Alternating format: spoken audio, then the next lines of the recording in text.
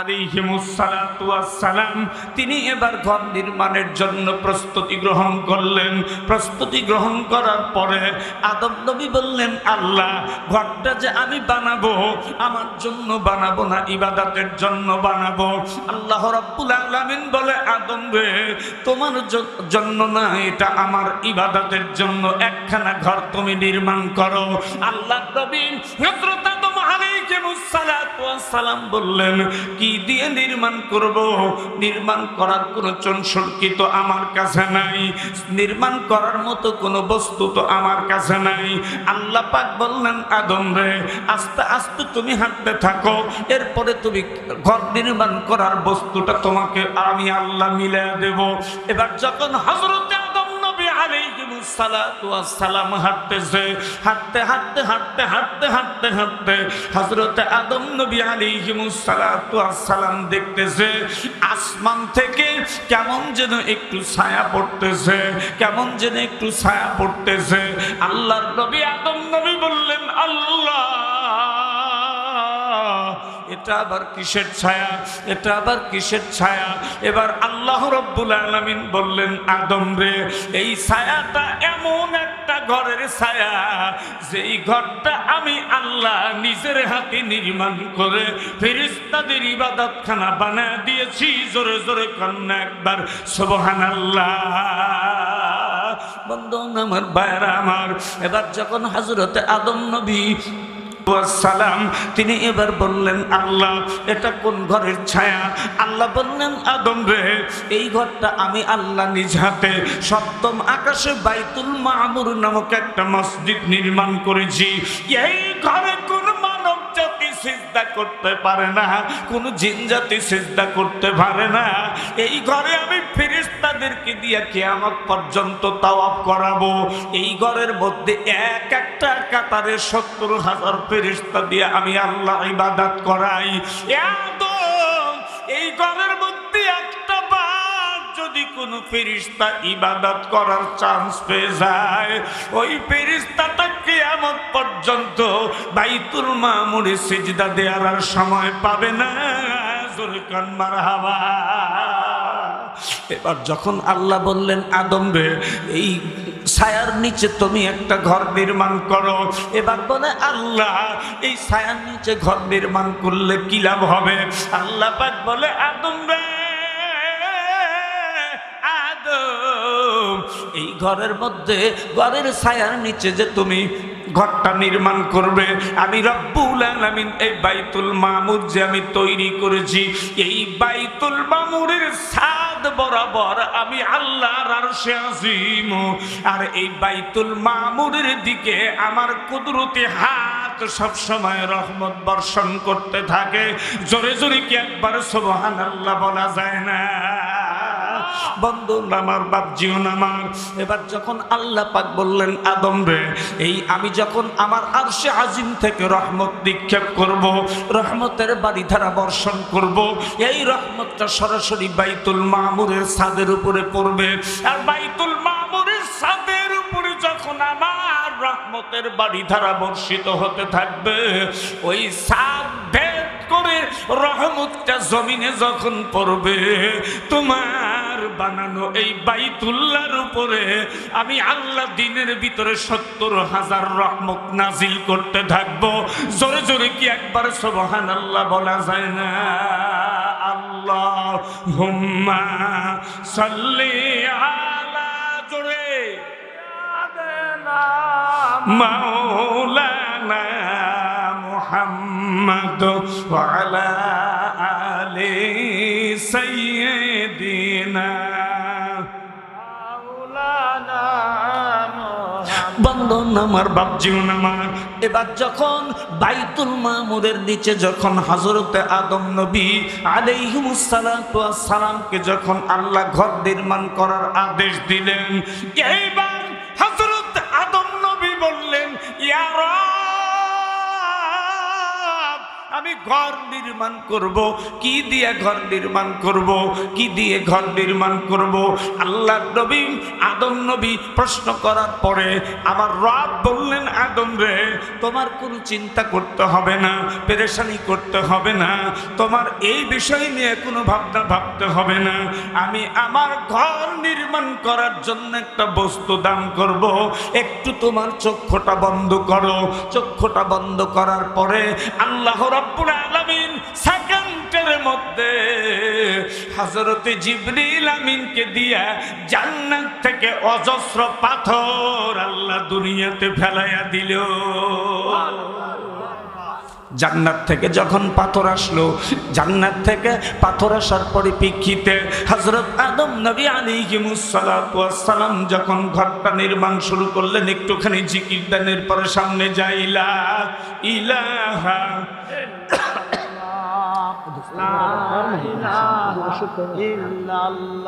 জোরে জোরে লা ইলাহা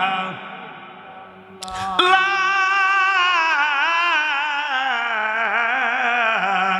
ইলাহা ইল্লাল্লাহ মুহাম্মাদুর রাসূলুল্লাহ সাল্লাল্লাহু আলাইহি ওয়াসাল্লাম। সম্মানিত ভাইরা, এবার যখন আস্তে আস্তে করে হযরতে আদম নবী মসজিদ বানানোর পরিকল্পনা করলেন, পরিকল্পনা করার পরে এবার আদম নবী মনে মনে ভাবতেছে, পাথর জান্নাত থেকে আসলো, ঠিক আছে, ভালো কথা, আমি এই পাথরগুলান কিভাবে পাথরের সাথে লাগিয়ে দিব, কিভাবে পাথরের সাথে লাগিয়ে দিব। আল্লাহ রাব্বুল আলামিন বলেন, আদম রে, পাথর তুমি পাথরের উপরে পাথর রাখতে থাকো, সেট করার দায়িত্ব আমি আল্লাহর। এই পাথর যখন পাথরের উপরে আম্মা জান হাওয়া এবং আদম পাথরের উপরে যখন পাথর রাখতেছে, আল্লাহ জান্নাতি সিমেন্ট এবং বালি দিয়া, জান্নাতি আঠা দিয়া ওই পাথরগুলানকে আল্লাহ জায়গাতে সেটিং করে দিলেন। জোরে জোরে কি একবার সুবহানাল্লাহ বলা যায় না? এবার যখন ঘরটা নির্মাণ হয়ে গেল, ঘরটা নির্মাণ হয়ে যাবার পরে হযরতে আদম নবী আলাইহিস সালাতু ওয়াস সালামকে আল্লাহ পাক বললেন, আদম রে, আমার ঘরটা তুমি বানালে, কিন্তু এখন একটা কাজ তোমাকে করতে হবে। আমার হুকুমে আমার জন্য ঘর যেহেতু তুমি নির্মাণ করেছো, আমার ঘরের চতুর্দিক দিয়ে তুমি আর তোমার বিবি 7টা পাক দাও। জোরে কর মারহাবা। কয়টা পাক দিতে হয়? 7টা পাক দিতে হয়। এবার যখন 7টা পাক দিলেন, আল্লাহ নবী আদম বলে, আল্লাহ, এই যে 7টা পাক আমি দিলাম, এই 7টা পাক দিয়ে কি লাভ হলো?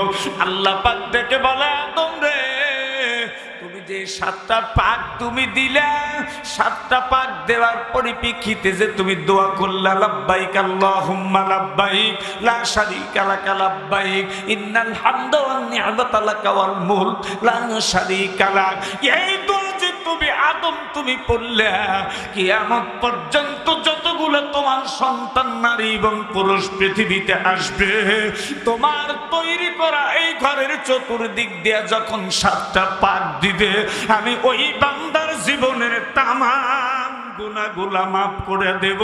জোরে জোরে কি একবার মারহাবা বলা যায় না? বন্ধু আমার, বাপ জীবন আমার, এই ঘরটা নির্মাণ করার পরে হযরতে আদম নবী 1000 বছর হায়াত পেয়েছিলেন। 1000 বছর হায়াত পাওয়ার পরে হযরতে আদম নবী যখন দুনিয়া থেকে পদার্পণ করে যখন আখিরি বাড়িতে চলে গেলেন, হযরতে আদম নবী যখন পারলৌকিক জগতে পাড়ি জমালেন, আল্লাহ পাক শরীয়তের প্রথম নবী হযরতে নূহ আলাইহিস সালাতু ওয়াস সালাম যখন দুনিয়াতে আসলো, আসার পরে হযরতে নূহ নবী 950 বছর ইসলামের দাওয়াত দিলেন, দ্বীনের দাওয়াত দিলেন, কালিমার দাওয়াত দিলেন। মাত্র 80 জন নারী এবং পুরুষ কালিমার দাওয়াত মানলেন, বাদ বাকি লোকজন তার দাওয়াত মানলেন না। আল্লাহ রাব্বুল আলামিনের কাছে হযরতে নূহ নবী বদদোয়া করে দিলেন, অভিশাপ করে দিলেন। আল্লাহর কাছে আল্লাহ নবী যখন বদদোয়া করে দিলেন, যে জাতি তোমার হুকুম মানে না, ওই জাতিকে আল্লাহ দুনিয়ায় রাখার কোনো তোমার প্রয়োজন নাই। এবার আল্লাহ রাব্বুল আলামিন বলেন, ক্বালা নূহুর রাব্বিলা তাযারু আলাল কাফিরিন الظالمين ديارا إنك إن تذرهم يضلوا عبادك ولا يلدوا إلا فاجرا كفارا رب اغفر لي والوالدي ولمن دخل بيتي مؤمنا وللمؤمنات ولا تزيد الظالمين إلا تبارا চিৎকার মেরে কি আল্লাহু আকবার বলা যায় না? নূহ নবী যখন বদদোয়া করে দিলেন, বদদোয়া করে দেবার পরে হযরতে নূহ নবীর বদদোয়াতে আল্লাহ রাব্বুল আলামিন 40 দিনের প্লাবন নাজিল করলেন, বর্ষা নাজিল করলেন। বন্যার পানি নাজিল করার পর হযরতে আদম নবীর বানানো সেই কাবাটা, সেই বাইতুল্লাহটা ভেঙে যখন খানচুর হয়ে গেল, তছনছ হয়ে গেল, ভেঙে নিস্পার হয়ে গেল, এবার পাথর গুলান পড়ে থাকলো, ভিটির উপরে পাথর গুলান পড়ে থাকলো। পাথর গুলান কান্নাকাটি করে, জান্নাতি পাথর, কান্নাকাটি করে জান্নাতি পাথর।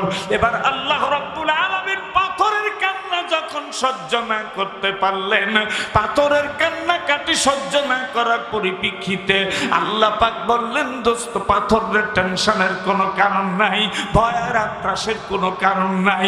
আমি আমার নবী আদম নবীর হাতের বানানোর কাবা আমি ধ্বংস করেছি, এটা তোমাদেরকে একদম নিস্মার করে দেই নাই।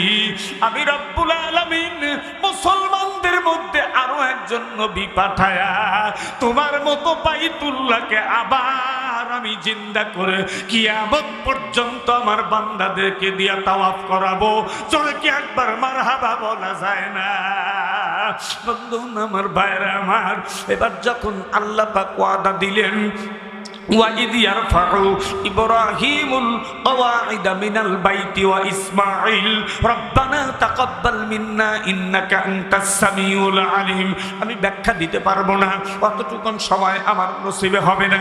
এবার আল্লাহ রাব্বুল আলামিন বলেন, চিন্তার কোনো কারণ নাই, ভয়ের আত্রাসের কোনো কারণ নাই, পাথর কান্নার কোনো কারণ নাই, ভয়ের কোনো কারণ নাই রে পাথর। আমি আবার আমার আর একজন নবীকে দিয়া তোমাকে আবার বাইতুল্লাহ বানায়া বান্দাদেরকে আমি কিয়ামত পর্যন্ত তাওয়াফই শুধু করাবো না, আমি আল্লাহ তোমার মতো বাইতুল্লাহর কিনারায় আমার আখিরি পয়গম্বর মুহাম্মদুর রাসূলুল্লাহকে জন্মগ্রহণ করায়া তোমার মতো বাইতুল্লাহকে ধন্য করব। জোরে কন্যা একবার মারহাবা। এবার যখন আল্লাহ ওয়াদা দিলেন, ওয়াদা দেবার পরে পাথরগুলার কান্না কবুল হয়ে গেল। আল্লাহ পাক বেশ কিছুদিন পরে আবার আল্লাহ একজন কাফের মুশরিকের ঘরে আরো একজন পয়গম্বর আল্লাহ পাঠায় দিলেন। পাঠায় দেওয়ার পরে পয়গম্বরকে অনেক পরীক্ষা নিরীক্ষা করা হলো, অনেক পরীক্ষা করা হলো। পরীক্ষা করতে শেষ পর্যন্ত এমন পরীক্ষায় আল্লাহ তাকে ফেলে দিল, এমনকি নমরুদের মতো মুশরিক, নমরুদের মতো কাফের, নমরুদের মতো জালেম, নমরুদের মতো স্বৈরাচার, এই স্বৈরাচারী বাদশার প্রেতার তারা আগুনের কুণ্ডের মধ্যে মুসলমানদের আব্বাকে ফেলে দিল। আর একবার জোরে কন্যা একবার সুবহানাল্লাহ, লা ইলাহা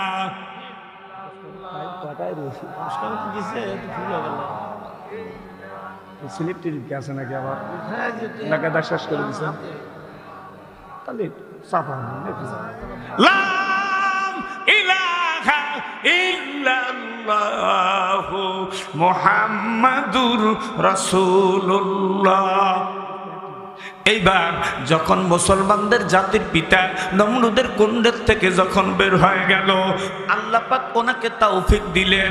উনি একটা বিবাহ করে যখন বাড়িতে যাচ্ছিলেন, পরীক্ষার সম্মুখীন হবার পরে আল্লাহ পাক তাকে আর একটা বিবাহের পয়গাম দিয়া আবার একটা বিবাহ করায়া আল্লাহ পাক দুইজন স্ত্রীকে নিয়ে যখন নবী ইব্রাহিমকে বাড়িতে পৌঁছায় দিলেন, ৮৬ বছর পরে আল্লাহ পাক একটা সন্তান তাকে দান করলেন। এই সন্তানটা দান করার পরে একটু যখন আদর করতেছে, আদর যখন করতেছে, এবার আসরের নামাজটা তার সময় ফরজ ছিল, এবার তিনি আসরের নামাজটা কাজা হয়ে গেল, সময় একটু অতিবাহিত হয়ে গেল। আল্লাহর নবী ইব্রাহিম খলিলুল্লাহকে হযরতে আম্মাজান হাজিরা খাতুন বলতেছেন, ও যুগ জামানার শ্রেষ্ঠ পয়গম্বর, ও যুগ জামানার শ্রেষ্ঠ নবী, আপনি সন্তান কোলে নিয়ে আসরের নামাজ কাজা হয়ে গেল, কি করতেছেন? সন্তানটাকে মাটির উপরে রেখে বসিয়ে রেখে বলে, আল্লাহ আমি সন্তানটাকে আদর করতে গিয়ে আসরের নামাজ কাজা করেছি, কিন্তু আল্লাহ যত শাস্তি হয় তুমি আমাকে দাও, আমার সন্তানটাকে শাস্তি দিও না। আল্লাহ আমি আসরের নামাজ পড়বো, সূর্য ডুবো ডুবো ভাব, আল্লাহ তুমি আমি ইব্রাহিমকে আসরের নামাজ পড়ার জন্য সূর্যটা তুমি আসরের জায়গাতে উঠায়া দাও। আল্লাহ পাক সূর্যটা আসরের জায়গাতে তুলে দিলেন। এরপরে আমার নবী নামাজ ছাড়লেন না, নামাজ আদায় করে নিলেন। জোরে কন্যা একবার মারহাবা।